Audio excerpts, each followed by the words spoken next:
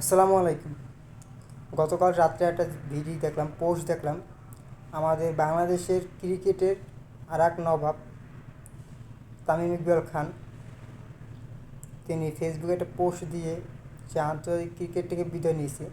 বিদায়টা সে কালকে নেয় না, অনেক আগেই নিয়েছে, গত বছর নিয়েছে। কিন্তু এই গত বছর নেওয়ার ভিতরেও তারপর একটা সবাই তার যে দর্শক, তার যে ভক্ত, তাদের সবার ভিতরে একটা কৌতূহল ছিল যে হয়তোবা সে আবারও আন্তর্জাতিক ক্রিকেটে সে ফিরতে পারে। সবার একটা আশা ছিল যে শেষ ম্যাচটা সে আর কি সে মাঠ থেকে বিদায় নেবে আর কি। লাল সবুজের জার্সিতে আমরা সবাই তাকে দেখতে চাইছিলাম, লাখ লাখ ভক্ত তার। কিন্তু অবশেষে সে সবাই মানে অনেক ভক্তই কান্না করছে তার জন্য। সে গতকালকে ফেসবুকে একটা পোস্ট দিয়ে সে বিদায় নিছে আন্তর্জাতিক ক্রিকেট থেকে।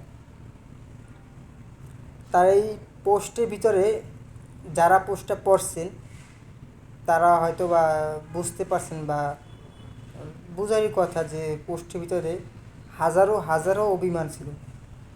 মানে তার ভিতরে, বুকের ভিতরে এমন কিছু কথা লুকাই আছে যে সে কথাগুলো প্রকাশ করতে পারতেছে না। ঠিক আছে, আমরা কত ট্রোল করছি তামিমকে, যে রান করতে পারে না, ডট বাবা, নানান জিনিস দিয়ে ট্রোল করছি। যে অবসরে সে কালকে ফাইনালি অবসর নিয়ে নিল। এই অবসরটা সে নিজে ইচ্ছাতে নেয়। এটা আমি মনে করি তার পোস্টের মাধ্যমে যে বুঝলাম, আমি বুঝলাম যে এটা একটা রাজনৈতিক চাল। ভাই, মানে কি একটা জিনিস দেখছেন যে রাজনীতির জন্য নিজের কেরিয়ারটা নষ্ট হয়ে যায়। তো আমি আমার থেকে মনে করলাম যে আসলে তামিম বিদায় নিছে, এটা রাজনৈতিক একটা চাল। এই চালের কারণেই সে বিদায় নিছে। তার পোস্টে অনেক কিছু বলে, যারা বোঝার তারা এমনিতেই বুঝতে চাইবে। ঠিক আছে, তো সে শেষ লাইনে একটা কথা বলছে তার ছেলেকে নিয়ে, যে বাবা তুমি বড় হও তখন তুমি আমার আমার জিনিসটা বুঝবা। এইভাবে একটা কিছু একটা পোস্ট লিখছি, আমার মনে নেই। তো সেখান থেকেও বোঝা যায় যে আসলে সে অনেক কিছু বলতে চায় কিন্তু বলতে পারে না।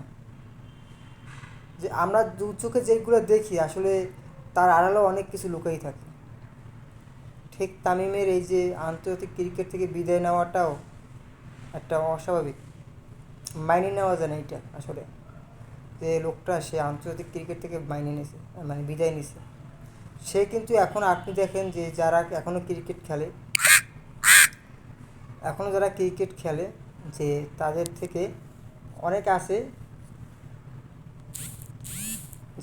আছে, যে এখনও যারা খেলে আন্তর্জাতিক ক্রিকেটে তার থেকে হাজার গুণে ফিট তামিম ইকবাল। আপনি দেখেন তামিম সে এবার বিপিএলে কত সুন্দর পারফরমেন্স, সে কত সুন্দর রান করতেছে আর কি, পারফরমেন্স করতেছে।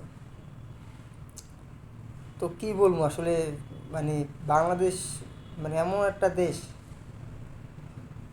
বাংলাদেশ জনগণ এত খারাপ ভাই, এটা মানে বলার মতো না। ঠিক আছে, আমার নিজেরই খারাপ লাগবে যে এত সুন্দর একটা প্লেয়ার শেষমেশ সেও বিদায় নেবে। এখন আছে আর কি, আর কেউ তো নাই, সবাই তো এক করে বিদায় নিতে আছে। সাকিব তো খেলবে কিনা শিওর না, সে তো দেশেই আসতে পারতেছে না। তার সাপটা আলাদা, সাকিবের সাপটা আলাদা, কিন্তু তামিমেরটা শেষ। তো যাই হোক, সবাই তামিমের জন্য দোয়া করবেন যেন তার সামনের দিনগুলো অনেক ভালো কাটে, সামনের দিনগুলো সে অনেক হ্যাপি থাকে তার ফ্যামিলিকে নিয়ে, এই দোয়াই করি। তো এই পর্যন্ত ভিডিও, সবাই ভালো থাকেন, তামিমের জন্য দোয়া করবেন। আল্লাহ হাফিজ।